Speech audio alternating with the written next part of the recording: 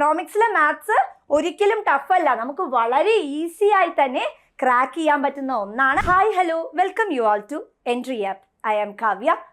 Economics എടുക്കുന്നവർ തന്നെ basically പറയുന്നത് മാത്സ് ഇല്ല എന്നുള്ളതാണ്. എന്നാൽ നമ്മുടെ HSST എക്കണോമിക്സിൽ ക്വാണ്ടിറ്റേറ്റീവ് ആപ്റ്റിറ്റ്യൂഡ് അല്ലെങ്കിൽ ക്വാണ്ടിറ്റേറ്റീവ് ടെക്നിക്സ് എന്ന് പറയുന്ന ഒരു മൊഡ്യൂള് വരുന്നുണ്ട് അല്ലേ. അതിൻ്റെ അകത്ത് പ്രോബബിലിറ്റി എന്ന് പറയുന്ന ഒരു ടോപ്പിക് ഉണ്ട്. പ്രോബബിലിറ്റി നിങ്ങൾക്ക് ടഫാണോ? എന്നാൽ പ്രോബബിലിറ്റി വളരെ ഈസി ആയി തന്നെ നമുക്ക് പഠിച്ചെടുക്കാവുന്നതേ ഉള്ളൂ. ഒരു ക്വസ്റ്റ്യൻ നമ്മുടെ മുമ്പിൽ കിട്ടുമ്പോൾ അതിനെ ലോജിക്കലി അനലൈസ് ചെയ്യുക. അതിൻ്റെ ഒരു ബെസ്റ്റ് എക്സാമ്പിൾ ആണ് നമ്മൾ ഇന്ന് ചർച്ച ചെയ്യാനായി പോകുന്നത്. So welcome you all once again to the session.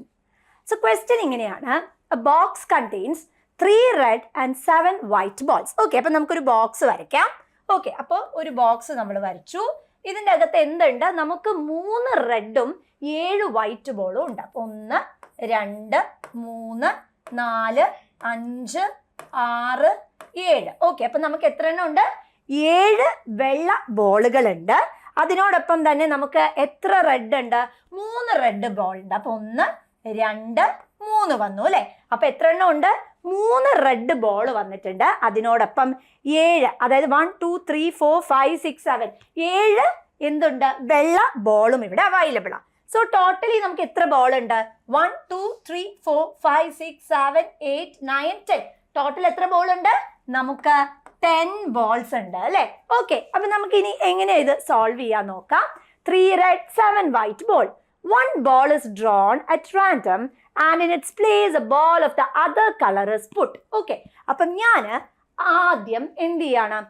ഇതിൻ്റെ അകത്ത് നിന്ന് സപ്പോസ് വൈറ്റ് ബോൾ എടുക്കുവാണെന്ന് വിചാരിക്കാം. അപ്പം ഞാൻ ഇതിൻ്റെ അകത്ത് നിന്ന് എന്തെടുക്കുവാണ്? വൈറ്റ് ബോൾ എടുക്കുക. അപ്പം ശ്രദ്ധിക്കുക, ഇതിലിപ്പോൾ എത്ര ബോൾ ഉണ്ട്? ഇതിൻ്റെ അകത്ത് നമുക്ക് 10 ബോൾ ഉണ്ട് അല്ലേ. ഓക്കെ, ഇതിൽ വൈറ്റ് കിട്ടാനുള്ള ചാൻസ് എത്രയാ ഫ്രണ്ട്സ്? പോരട്ടെ. എത്ര വെള്ള ബോൾ ഉണ്ട്? 1 2 3 4 5 6 7 വെള്ള ബോൾ ഉണ്ട് അല്ലേ. ഓക്കെ, അപ്പം 7 വെള്ള ബോള് ഇൻടു ഇനി എന്താ നമുക്ക് വരുന്നത്? നോക്കിക്കേ, and in its place a ball of the other color is put.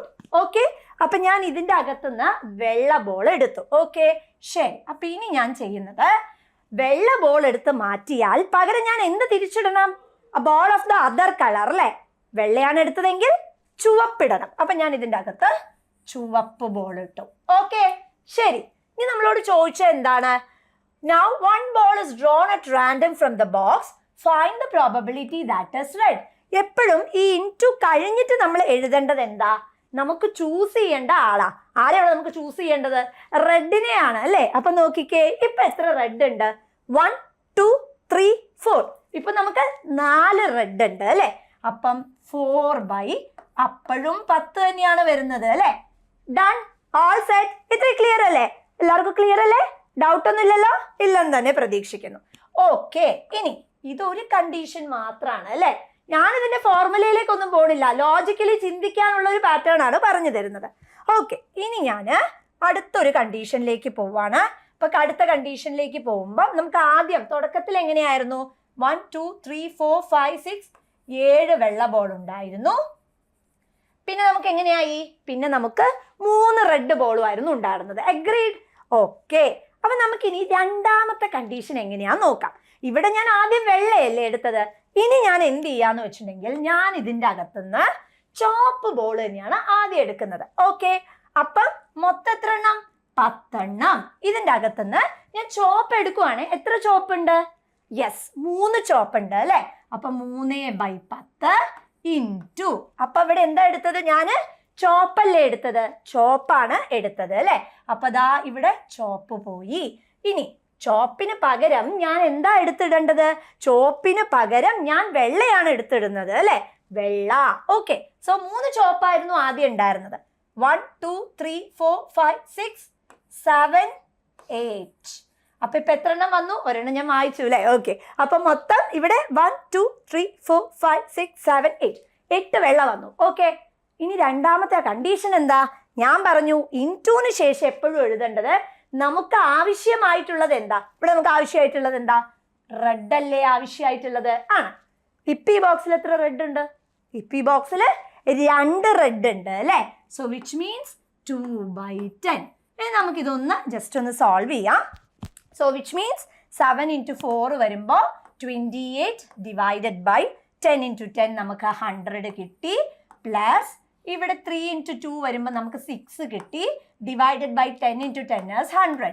So you got it as 34/100 അല്ലേ? നമ്മളിത് 2 വെച്ച് നമുക്ക് എന്ത് ചെയ്യാം? ക്യാൻസൽ ചെയ്യാം. സോ 1 ഇവിടെ നമുക്ക് 7 വന്നു, ഇവിടെ നമുക്ക് 5 0. So the answer will be 17/50 അല്ലേ?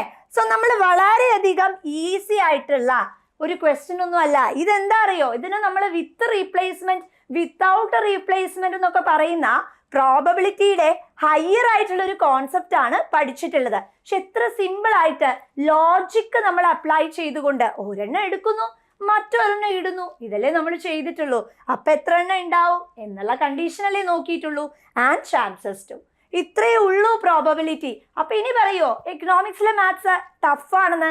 എക്കണോമിക്സിലെ മാത്സ് ഒരിക്കലും ടഫല്ല, നമുക്ക് വളരെ ഈസി ആയി തന്നെ ക്രാക്ക് ചെയ്യാൻ പറ്റുന്ന ഒന്നാണ്. അപ്പോൾ ഇപ്പോൾ തന്നെ നിങ്ങൾ എന്ത് ചെയ്യുക? മാത്സിന് ഇമ്പോർട്ടൻസ് കൊടുത്തുകൊണ്ട് തന്നെ സ്റ്റാറ്റി പോർഷൻ, എക്കണോമെട്രിക്സ്, ഇതിനെല്ലാം ഇമ്പോർട്ടൻസ് കൊടുത്തുകൊണ്ട് തന്നെ നിങ്ങളുടെ പഠനം ആരംഭിക്കുക. സോ ദാ എൻട്രിയിൽ HSSTയുടെ വമ്പനായിട്ടുള്ള പ്രൈസ് ഡ്രോപ്പ് ആണ് വന്നിട്ടുള്ളത്. ഇപ്പോൾ തന്നെ ഫോൺ എടുക്കുക. Yes, just join for the course. Thank you all and all the best.